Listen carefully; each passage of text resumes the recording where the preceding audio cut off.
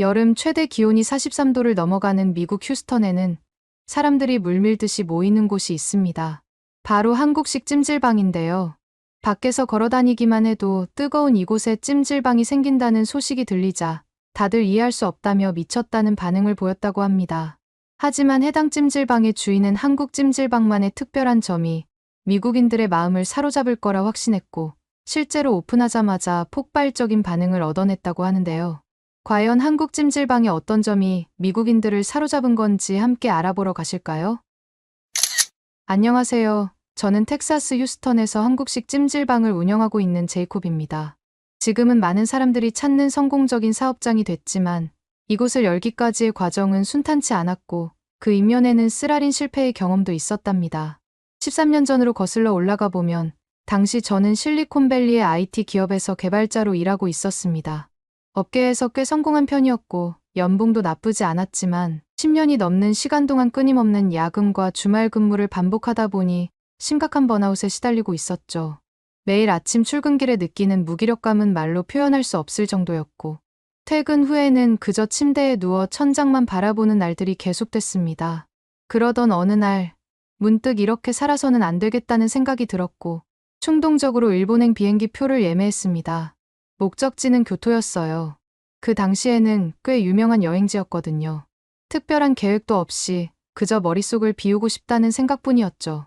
하지만 이 즉흥적인 여행이 제 인생을 완전히 망가뜨리게 될 줄은 몰랐습니다. 교토에 도착한 첫날, 호텔 프론트에서 우연히 교토 외곽의 작은 온천 마을 이야기를 듣게 됐습니다. 관광객들이 잘 모르는 숨겨진 장소라고 했죠. 평소 같았으면 그냥 스쳐 지나갔을 정보였지만 그날따라 왠지 그곳에 가보고 싶다는 생각이 들었습니다. 1시간 반 정도 기차를 타고 도착한 온천 마을은 마치 다른 세상 같았습니다. 좁은 골목길을 따라 늘어선 전통 가옥들, 은은하게 피어오르는 온천 수증기, 그리고 어디선가 들려오는 물소리가 마음을 차분하게 만들었죠. 작은 료칸에 짐을 풀고 온천에 들어갔을 때의 기분은 아직도 생생합니다. 뜨거운 온천수가 피부에 닿는 순간, 그동안 쌓였던 피로가 녹아내리는 것 같았습니다. 하늘에는 별들이 반짝이고 멀리서 들려오는 풀벌레 소리와 함께하는 시간은 마치 치유의 순간과도 같았죠. 료칸 주인과 마을 사람들은 제가 미국에서 왔다는 걸 알고는 더욱 친절하게 대해주었습니다.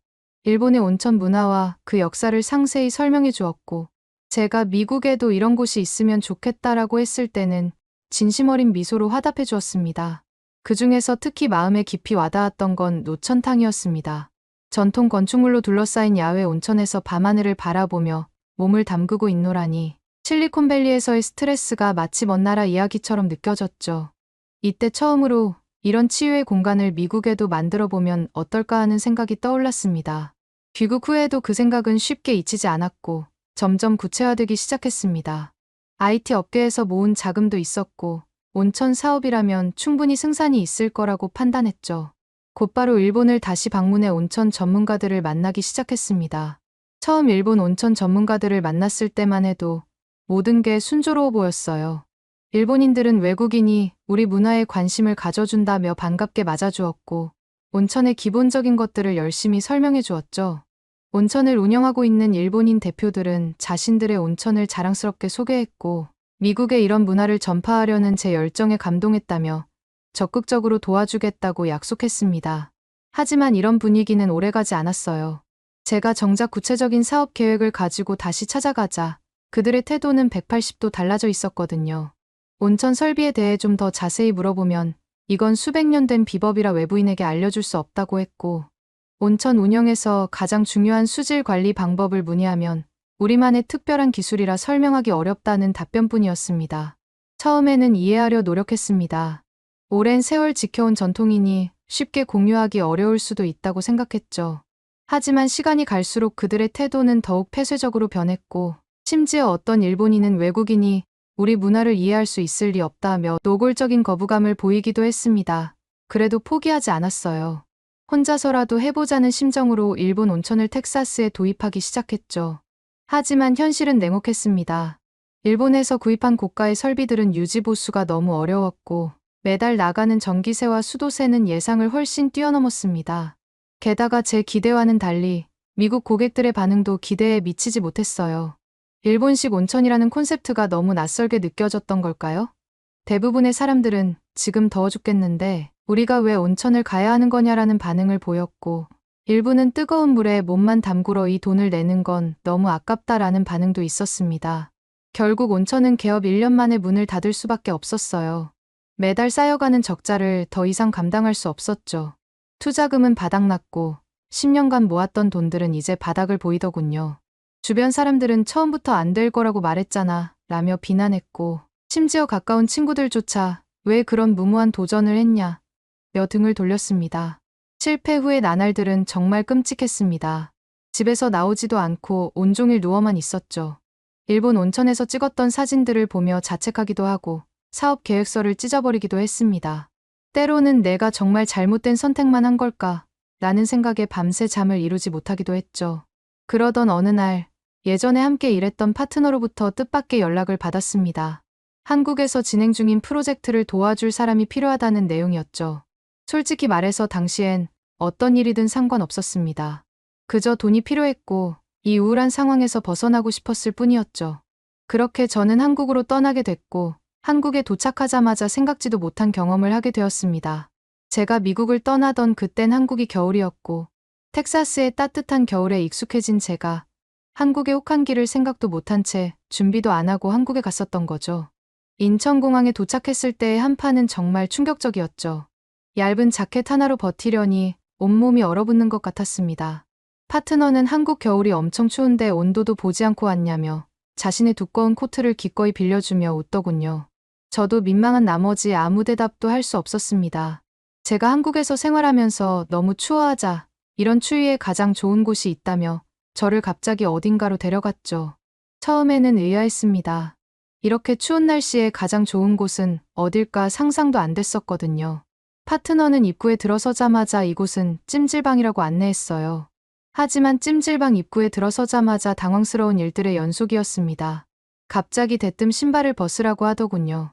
미국에서는 집에서도 신발을 신고 다니는데 이런 공공장소에서 신발을 벗어야 한다니 이해가 되지 않았습니다.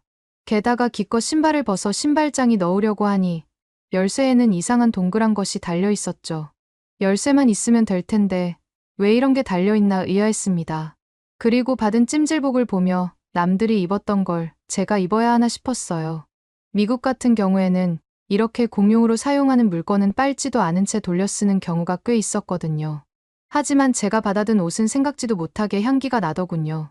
당황해서 찜질복을 받은 채 멈춰 서 있자 파트너는 한국의 찜질방을 미국 문화와 비교하면 안 된다고 하면서 웃으며 먼저 찜질방으로 들어가더라고요. 신발장에서 계속 서 있을 순 없으니 저도 얼떨떨하며 파트너를 따라갔습니다. 옷을 갈아입으려고 목욕탕으로 들어가는 순간의 당혹감은 더욱 컸습니다. 수많은 사물함이 늘어서 있었고 사람들이 모두 개의치 않고 옷도 안 입은 채 돌아다니고 있었어요. 파트너는 아까 받은 그 신발장 열쇠가 여기서도 사용된다고 했고 저는 그 사실에 놀랐죠. 열쇠가 2개면 관리하기 힘들겠다고 생각했었거든요. 옷을 갈아입으면서 고민이 되기 시작했습니다. 열쇠를 어디에 보관해야 할지, 잃어버리면 어쩌나 하는 걱정이 들었거든요. 괜히 제 귀중품을 누군가 훔쳐가면 어떻게 하나 고민이 많았던 것 같아요. 그때 파트너가 열쇠에 달린 동그란 고무줄을 발목에 차는 모습을 보여줬습니다. 순간 감탄이 절로 나왔죠. 이렇게 간단하면서도 실용적인 방법이라니, 한국인들은 어떻게 이렇게 기발하면서도 실용적인 생각을 할 수 있는 건지 신기했습니다. 찜질방 내부는 제 예상을 완전히 뛰어넘더군요. 우선 공간이 엄청나게 넓었죠. 그리고 사람들이 편하게 매트에 누워서 휴식을 취하고 있었는데 처음에는 이해가 되지 않았습니다. 호텔도 아닌데 어떻게 저렇게까지 편하게 누워있는 걸까 하는 의문이 들었거든요. 더 신기했던 건 곳곳에서 보이는 풍경이었습니다. 가족들이 모여 앉아 구운 계란을 까먹고 있었고 아이들은 여기저기 뛰어다니며 놀고 있었죠. 미국에서는 상상도 할 수 없는 광경이었습니다. 미국에서는 이렇게 넓은 공공장소에서 가족들과 자유롭게 시간을 보낼 수 있는 공간이 없었거든요. 파트너는 저를 한증막으로 이끌었습니다. 문을 열자마자 뜨거운 열기가 얼굴을 덮쳤고 숨이 막힐 것 같아 당장이라도 나가고 싶었어요. 그때 한증막 안에 계시던 한 아주머니가 뭐라고 소리를 치셨는데 처음에는 저한테 화를 내시는 줄 알고 당황했죠. 파트너가 얘기해주기를 바람 들어오니 문을 빨리 닫으라는 말씀이었다고 하더라고요. 숨이 막혔던 저는 나가려고 했는데 파트너는 조금만 참아보세요. 땀이 나면서 개운해질 거예요. 라고 설득을 하는 게 아니겠어요? 솔직히 믿기지 않았습니다. 어떻게 이렇게 뜨거운데 개운함을 느낄 수 있다는 건지 상상도 가지 않더군요. 조금이라도 더 버텨보자 싶어서 주먹을 꽉 쥐고 앉아 있었는데 1분도 안 되어 온몸에서 비처럼 땀이 쏟아지기 시작했고 신기하게도 점점 몸이 가벼워지는 느낌이 들었습니다. 견디기 힘들어 자리를 계속 바꾸고 있는데 아까 그 아주머니께서 남자가 되어서 이것도 못 참냐고 하시더군요. 순간 그 아주머니를 보면서 이상한 승부욕이 생기더라고요. 그래도 저 아주머니보다 제가 2배는 큰 것 같은데 여기서 질 수는 없잖아요. 하지만 5분 정도 버텼을까요? 더 이상은 힘들 것 같아서 아주머니를 슬쩍 쳐다봤는데 놀랍게도 그분은 편안한 표정으로 잠들어 계셨습니다. 그 순간 제가 졌다는 걸 1초 만에 인정할 수밖에 없었죠. 이렇게 더운 곳에서 잠까지 잘 수 있다니 정말 한국인들은 뭐 하는 사람이기에 이런 걸 버티나 싶었습니다. 참다 못한 저는 결국 한증막을 나왔는데 옆에 있던 파트너가 제 모습을 보며 웃음을 참지 못하더군요. 자존심이 너무 상했지만 이건 패배를 인정할 수밖에 없었어요. 얼굴이 벌개진 저를 보면서 파트너는 제게 한국의 찜질방이 건강에 얼마나 좋은지 설명해 주었죠. 특히 이런 식으로 땀을 흘리는 게 피로회복과 혈액순환에 도움이 된다는 이야기를 해주었어요. 그때는 그저 견디기 힘들었던 경험으로만 생각했는데 나중에 보니 정말 그 말이 맞았습니다. 한증막에서 땀을 한 바가지를 빼니 슬슬 배고파지기 시작하더군요. 파트너는 제 맘을 알았는지 갑자기 어딘가로 다녀오더니 식혜와 삶은 계란을 가져왔습니다. 하지만 저는 파란 뚜껑의 식혜와 까매진 구운 계란을 보면서 속으로 걱정이 됐죠. 계란이 너무 탄 것 같아 보였거든요. 하지만 한 입 먹어보고는 생각이 완전히 바뀌었습니다. 소금에 콕 찍어 먹는 계란은 고소하고 짭조름한 맛이 나서 정말 특별했고 달콤한 식혜는 더운 찜질방에서 완벽한 청량감을 선사했거든요. 저는 하나로는 안 되겠다 싶어서 곧바로 2번째 식혜를 주문했죠. 그때 파트너가 갑자기 수건으로 뭔가를 만들더니 제 머리에 씌워주었습니다. 거울을 보니 마치 제가 양이 된 것 같았어요. 남사스럽게 이게 뭐냐고 물어보자 파트너는 한국 사람들이 찜질방을 오면 꼭 하는 양머리라고 하더군요. 찜질방에서 꼭 해야 하는 필수 코스라면서 이걸 하면 땀이 눈으로 흐르는 걸 막을 수 있다고 했습니다. 처음에는 우스꽝스러워 보였지만 실제로 효과가 있다는 걸 곧 깨달았죠. 이어서 황토방으로 들어갔는데 이곳의 온도는 한증막과는 완전히 달랐습니다. 적당한 따뜻함이 온몸을 감싸주는 느낌이었죠. 바닥에 편히 누워있으니 마음까지 따뜻해지는 것 같았습니다. 일본 온천에서 느꼈던 것과는 또 다른 종류의 평화로움이었죠. 한참을 황토방에서 쉬다가 파트너가 얼음방으로 저를 데려갔는데 정말 믿을 수가 없더군요. 뜨거운 공간에서 시원한 공간으로의 전환은 정말 미국에서 경험하지 못한 특별한 경험이었거든요. 차가운 공기가 폐부 깊숙이 들어오면서 온몸이 생생해지는 걸 느꼈죠. 마치 완전히 다른 세계에 온 것 같았습니다. 그러다 파트너가 이제 세신을 받아보는 게 어떻겠냐고 제안했습니다. 처음에는 그게 뭔지도 몰랐는데 알고 보니 전문가에게 때를 밀어내는 서비스였죠. 저는 그런 걸 굳이 해야 되냐고 반응했지만 파트너는 찜질방에 와서 이걸 안 받고 가면 나중에 후회할 거라며 저를 이끌고 목욕탕으로 가더군요. 그렇게 목욕탕 안에서 노란 떼수건을 낀 새 신사가 다가왔을 때 저는 긴장감을 감출 수 없었습니다. 미국에서는 상상도 할 수 없는 경험이었으니까요. 이렇게까지 해야 하나? 라는 의문이 들었지만 파트너가 저렇게까지 말하니 한번 해보기로 했습니다. 새 신사는 저를 테이블에 눕히고는 곧바로 일을 시작하더군요. 팔과 다리부터 시작해서 귓속, 발가락 사이까지 정말 구석구석을 빠짐없이 문질렀죠. 뜨거운 물을 끼얹으면서 각질을 제거하는 과정이 이어졌는데 처음에는 너무 아파서 깜짝 놀랐습니다. 하지만 시간이 지날수록 몸이 가벼워지는 걸 느꼈고 피부가 숨을 쉬는 것 같은 상쾌함도 경험했죠. 특히 인상적이었던 건 새 신사의 전문성이었습니다. 마치 피아니스트가 피아노를 다루듯 정교하면서도 힘이 필요한 곳에는 강하게 때를 밀어내는 모습이 놀라웠죠. 수세미로 향긋한 거품을 만들어 전신을 문지르고 헹구는 과정도 특별했습니다. 그리고 갑자기 샴푸라고 외치시더니 머리까지 감겨주시는데 그동안 살면서 제 몸을 이렇게 깨끗하게 씻어본 적이 없다는 생각이 들었습니다. 처음에는 낯선 사람 앞에서 벌거벗은 채로 누워있는 게 너무 불편하고 민망했어요. 하지만 시간이 지나면서 그런 걱정은 자연스럽게 사라졌죠.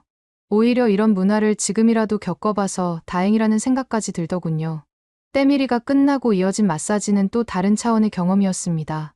마치 고기를 다루듯 시원하게 주무르는 손길이 처음에는 당황스러웠지만 뭉친 근육이 풀리는 걸 느끼면서 이것이야말로 진정한 마사지구나 하는 생각이 들었어요. 모든 과정이 끝나고 거울을 봤을 때는 깜짝 놀랐습니다.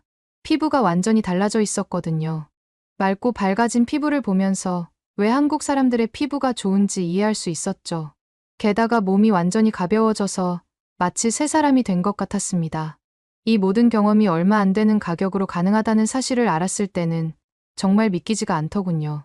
일본 온천에서 비싼 요금을 내고 받았던 서비스보다 훨씬 더 많은 것을 즐길 수 있다는 점이 충격적이었죠. 특히 인상 깊었던 것은 찜질방이 단순한 휴식 공간이 아니라는 점이었습니다. 이곳은 마치 작은 마을 같았어요. 한쪽에서는 가족들이 도란도란 이야기를 나누고 다른 쪽에서는 친구들이 모여 수다를 떨고 또 어떤 이들은 조용히 책을 읽거나 TV를 보며 시간을 보내고 있었죠. 일본 온천은 조용히 물에 몸을 담그는 것 외에는 할 수 있는 게 많지 않았습니다. 하지만 한국의 찜질방은 달랐죠. 다양한 온도의 방들, 맛있는 음식, 휴식 공간, 마사지까지 마치 도시 안의 작은 휴양지 같았습니다. 이런 생각이 들자마자 머릿속에서 새로운 아이디어가 떠올랐습니다. 텍사스에 이런 찜질방을 열면 어떨까? 일본 온천의 실패 경험이 있었지만 이건 완전히 달랐습니다. 훨씬 더 대중적이고 실용적이며 무엇보다 가족 모두가 함께 즐길 수 있는 공간이었으니까요. 한국에 머무는 동안 파트너의 일을 도와주면서 짬짬이 여러 찜질방을 더 둘러보기 시작했습니다. 각각의 찜질방이 조금씩 다른 특색을 가지고 있었지만 공통적으로 발견한 것은 이곳이 단순한 목욕탕이나 휴식 공간이 아닌 하나의 문화 공간이라는 점이었습니다. 특히 주말이면 가족 단위의 손님들로 북적이는 모습이 인상적이었어요. 아이들은 신나게 뛰어다니고 부모님들은 편하게 쉬면서 아이들을 지켜보고 할아버지 할머니는 손주들과 함께 시간을 보내는 모습이 참 보기 좋았죠. 씻을 수 있고 쉴 수 있고 먹을 수 있기 때문에 찜질방에 있다 보면 시간 가는 줄 모르는 게 포인트라는 생각이 들더군요. 저는 이런 걸 보면서 정말 이건 해야 된다라는 생각이 제 머릿속을 뒤덮였고 바로 한국의 찜질방 전문가들을 찾아다니기 시작했습니다. 일본에서의 쓴경험 때문에 처음에는 조심스러웠는데 놀랍게도 그들의 반응은 완전히 달랐습니다. 오히려 미국의 한국식 찜질방을 열고 싶다는 제 이야기를 듣고는 진심으로 기뻐하며 적극적으로 도움을 주겠다고 나섰죠. 미국의 한국의 찜질방 문화가 전파된다니 정말 기쁩니다. 라며 환하게 웃으시던 전문가들의 모습이 아직도 생생합니다. 그들은 찜질방의 핵심 요소부터 시작해서 세세한 운영 노하우까지 제가 궁금해하는 모든 것을 상세히 설명해 주었습니다. 저를 도와주시는 분들을 보면서 이런 부분은 한국 사람들과 일본 사람들이 정말 다르다는 생각이 들었어요. 일본 사람들은 앞에서는 웃으면서 막상 도움이 필요할 땐 매정했었거든요. 한국의 찜질방을 운영하기 위해서 많은 것들을 알아야 했지만 제가 중요하다고 생각했던 것은 식혜 제조법과 계란 조리법을 전수받은 일이었습니다. 이게 단순해 보이는 음식이지만 찜질방을 오는 사람들이 하나씩 사 먹을 정도로 정말 중요한 음식이라고 생각했었거든요. 왜 그렇게 맛있나 싶었는데 배워보니 그 안에는 오랜 경험과 노하우가 담겨 있었죠. 계란을 삶는 시간부터 온도 관리, 보관 방법까지 하나하나 꼼꼼하게 가르쳐 주셨습니다. 그렇게 저는 한국에서 찜질방을 운영을 배우면서 차차 돈을 모아갔고 때가 되었다 싶었을 때 미국으로 돌아와 본격적인 준비를 시작했습니다. 하지만 주변의 반응은 차가웠죠. 텍사스 같은 더운 곳에서 찜질방이 될 리가 없어. 미국인들이 그걸 왜 하겠어? 라는 비난과 우려의 목소리가 끊이지 않았습니다. 그러나 저는 확신이 있었습니다. 찜질방은 단순히 몸을 덮이는 공간이 아니라 휴식과 소통, 치유가 이루어지는 복합 문화 공간이니까요. 찜질방은 더운 공간만 있는 게 아니라 시원한 공간도 함께 있다 보니 충분히 성공할 수 있다고 믿었습니다. 하지만 현실은 만만치 않았습니다. 2017년 8월 허리케인 하비가 휴스턴을 강타했을 때의 충격은 아직도 생생합니다. 공사가 한창이던 건물이 침수되는 걸 보면서 가슴이 무너지는 것 같았죠. 1층 전체가 물에 잠겼고 이미 설치해둔 설비들은 전부 망가져버렸습니다. 보험도 제대로 들지 못한 상태여서 피해액은 고스란히 제 몫이었죠. 복구 작업은 생각보다 훨씬 더 큰 비용을 필요로 했습니다. 수해를 입은 건물의 기초 공사부터 다시 해야 했고 부식된 배관은 전면 교체가 불가피했죠. 한국에서 주문한 특수 설비들도 다시 구매해야 했는데 이게 또 한 번의 큰 타격이었습니다. 은행 대출은 이미 한도를 채웠고 주변에서 빌릴 만한 곳도 없었거든요. 절망적인 상황에 맞닥뜨리니 이번에도 포기해야 되나 싶은 생각이 들었어요. 하지만 그때 한국에서 찜질방을 배우는 동안 많은 도움을 줬던 김 사장님께서 소식을 듣고 연락을 주셨습니다. 처음에는 그저 위로의 말씀을 해주시려나 했는데 뜻밖에도 투자를 제안하시더군요. 제가 괜찮다고 한번 거절하자 더 놀라웠던 건 김 사장님의 말씀이었습니다. 나는 정당하게 자네한테 투자를 하려고 하는 거네. 잘 돼서 2배로 주면 되는 거 아닌가? 라고 웃으면서 분위기를 풀어주시더군요. 이런 선의에 처음에는 당황스러웠습니다. 일본이었다면 상상도 할 수 없었을 일이니까요. 다행히 김 사장님의 도움으로 공사를 재개할 수 있었지만 여전히 난관은 많았습니다. 현지 건설업체들은 한국식 찜질방의 개념 자체를 이해하지 못했고 매번 설명하는데 많은 시간이 필요했습니다. 특히 황토방의 온도 관리 시스템을 설치할 때는 정말 고생했죠. 미국의 건축 법규와 안전 기준에 맞추면서도 한국 찜질방의 본질은 지켜야 했으니까요. 가장 힘들었던 건 한증막 설비를 들여올 때였습니다. 현지 법규상 이런 고온의 시설에 대한 명확한 기준이 없어서 소방당국을 설득하는 데만 2달이 넘게 걸렸죠. 수면실 구조도 미국의 안전 기준에 맞춰 새로 설계해야 했고 모든 시설에 대한 인증을 받는 과정도 만만치 않았습니다. 시설 문제들을 해결하나 싶었는데 행정적인 문제들도 끊임없이 이어졌습니다. 휴스턴 시청에서는 이런 형태의 시설을 어떤 카테고리로 분류해야 할지 몰라 했고 그때마다 찜질방의 개념을 처음부터 설명해야 했죠. 시간이 지날수록 더 많은 문제들이 나타났지만 이제는 두렵지 않았습니다. 한국의 찜질방 문화를 제대로 전하고 싶다는 진심이 있었고 그 진심을 알아봐 주시는 분들의 도움이 있었기 때문이죠. 공사가 지연될 때마다 오히려 더 꼼꼼히 챙길 수 있었고 예상치 못한 문제들도 하나씩 해결해 나갈 수 있었습니다. 그렇게 저는 수많은 난관을 뚫고 마침내 찜질방의 문을 열었는데요. 하지만 제 예상과는 달리 미국인들은 오지를 않고 한인 고객들이 줄을 이뤘죠. 그래도 점차 입소문을 통해 휴스턴의 한인 커뮤니티에서 화제가 됐고 덕분에 처음 몇 달은 그럭저럭 운영할 수 있었습니다. 하지만 한인 고객들만으로는 한계가 있었어요. 더 많은 현지인들을 끌어들여야 했죠. 그러던 중 우연히 한 현지 인플루언서가 저희 찜질방을 방문했습니다. 그녀는 한국 문화에 관심이 많았고 SNS에 찜질방 체험 영상을 올렸는데 이게 예상치 못한 반향을 일으켰죠. 영상은 순식간에 퍼져나갔고 한국 찜질방은 유행이 되어 다른 인플루언서들도 하나둘씩 찾아오기 시작했습니다. 특히 그들이 한증막과 얼음방을 오가는 핫앤콜드 챌린지라는 걸 만들어낸 것이 데이트를 쳤죠. 젊은 층을 중심으로 입소문이 점점 퍼지기 시작했습니다. 그렇게 몇 달을 운영했을까?